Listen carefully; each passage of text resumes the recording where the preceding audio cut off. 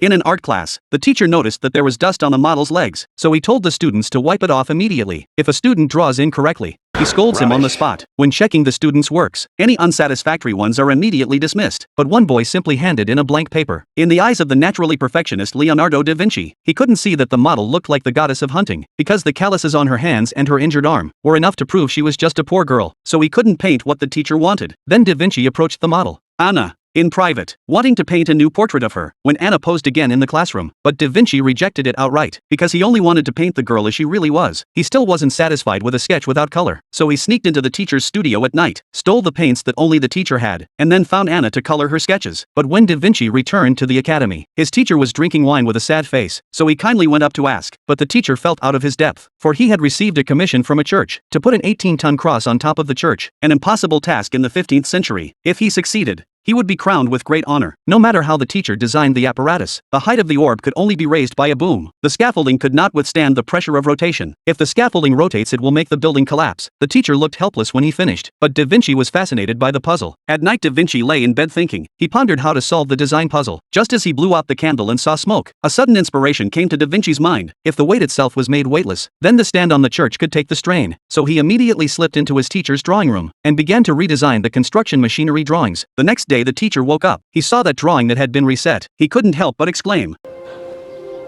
"This can't be."